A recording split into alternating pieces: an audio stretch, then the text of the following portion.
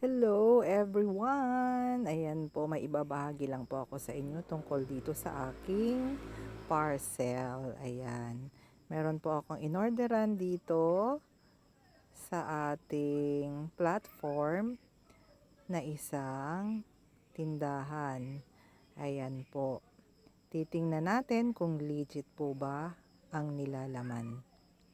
Kasi nga po, maraming bumibili rito at talagang sabi nila ay legit daw po sila.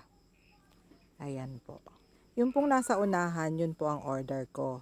Tapos, ito po yung aking nakalaman dito sa kanilang pinadalang parcel. Tingnan po natin kung ano po ito. Ayan. Kasalukuyang binubuksan po natin. At ayan, napakaganda ng sara. Ayan po. Ayan, nakikita nyo po at ayan na ang nilalaman. Tingnan po natin ang nilalaman niya. Meron naman pong laman. Kaya nga lamang ay iba ang pinadala ni seller. Ayan po. Sa totoo lang talaga, ito po ay trinayal ko para makita ko po kung talagang totoo ang lahat ng mga manininda. Kasi po nagtitinda rin po ako kaya gusto ko ring makita kung talagang totoo ang mga itinitinda ng mga kapwa ko, kasamahan ko dito. Ayan po, ipinapakita ko po sa inyo. Hindi po yan yung aking order. Ayan. Sobrang layo po ng itsura dun sa aking in-order.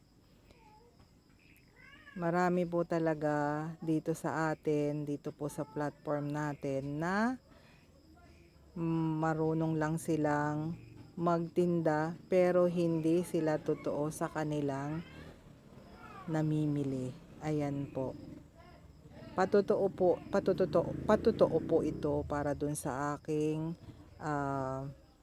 order sa kanila na talagang hindi po sila legit sa kanilang mga customer. Ayan po. Sana naman maging totoo sila sa mga customer. Ayan po. Thank you for watching. Kung gusto po ninyong malaman kung anong tindahan ito, pwede po kayo mag-message sa akin. Para po hindi na rin kayo magoyo dito. Ayan. Love you all po. Kung tutuusin talaga dapat hindi sila ng gogoyo ng mga customer. Kasi dapat mahalin nila ang mga customer para sila po ay laging balik-balikan. Hindi po ganyan. Ayan, totoo po ito. Hindi lang po ito for content. For sharing na po ito para sa lahat.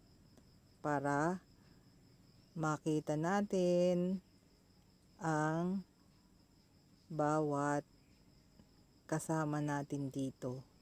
Marami po talagang nanggogoyo. Kaya, watch. Yan po, oh.